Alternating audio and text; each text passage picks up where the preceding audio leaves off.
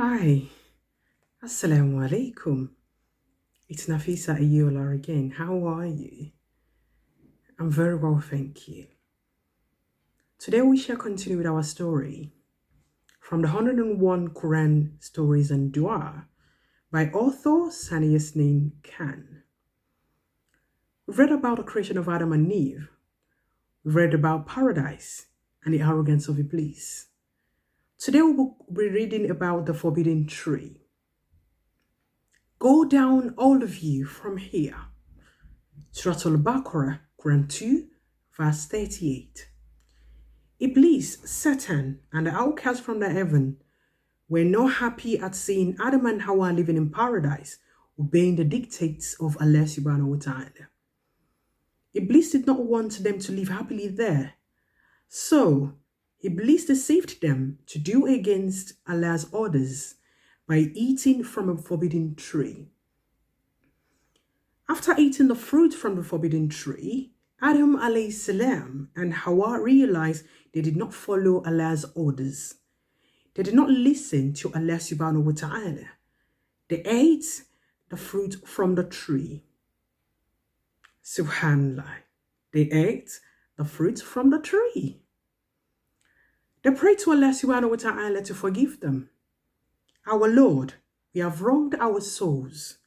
If you do not forgive us and have mercy on us, we shall be among the lost. Surah Al-Araf, Quran 7, verse 23. Allah was very angry, but He loved Adam and Hawa. He ordered them to leave the paradise and go down and stay on the earth. Thus, Adam and Hawa started living on earth, and from them developed the entire humanity. The end. In this story, you can imagine how Shaitan can deceive anyone. In our previous story, remember Shaitan is our known enemy. We do not listen to Shaitan. He will come with a lot of deceit. He would tempt us to do so many things we know is wrong. Yet, some people know something is wrong and they do it. Subhanallah. This story about Adam and Hawa is an eye-opener for me and you to always obey Allah subhanahu wa ta'ala. When we disobey Him, we face the consequence. Just the way as a child you face consequence when you disobey your parents. We know the best thing a child can do is to obey the commandments or the orders of his or her parent. Then you become a good child. They pamper you, you get reward for that. And Allah subhanahu wa ta'ala bless you more. The same way as believers, when Allah say no, do not, we do not. If we do, there is consequences. We face it. Allah forgive us. You always forgive when we ask for forgiveness. But at the same time, the consequences will be there. As a child, when your parents say no, it is absolutely no. When they say don't, it is don't. Because it's better for you. As a believer, don't let us be deceived by Shaitan. We've seen what happened to Adam and Hawa in this story. Imagine living in paradise, in peace, in harmony, where they have everything they need. They were never hungry. They were never thirsty. They were living a blissful life. And just because they fell for the deceit of Shaitan, they were sent to the earth. We live on the earth and we know what the earth is like. Every time we obey God, we get rewards. Imagine Adam and Eve. Just one thing out of millions of things Allah said they can enjoy.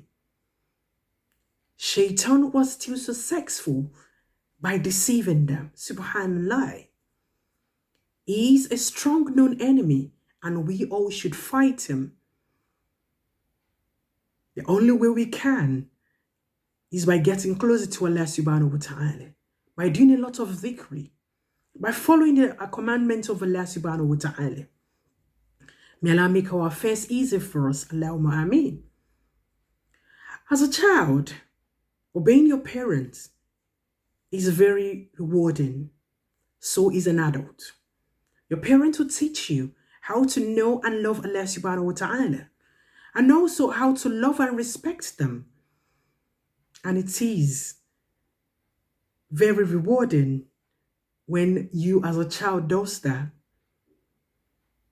May Allah in His infinite mercy continue to guide us aright. When you're angry, you utter really hurtful words. When you're angry, you said some things you regret later. When you're angry, you can pull down a building out of anger within a twinkle of an eye. Shaitan has nothing to offer anyone. Rather, he is willing to take all the good things from us to make us suffer.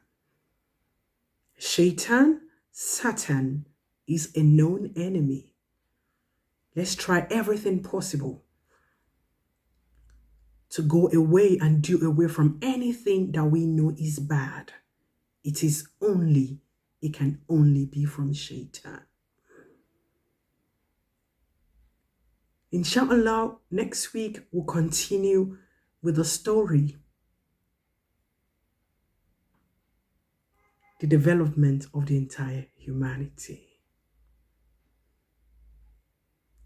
Inshallah, we'll meet again very soon. I hope you've learned a lot from the story. I have. And Shaitan will be my enemy. I'll do everything possible to beat Shaitan. You should as well. And Allah will make it easy for us. Ameen. See you next time, inshallah. I remain yours, Nafeesa Ayeola. Assalamu alaikum wa rahmatullahi ta'ala wa barakatuh.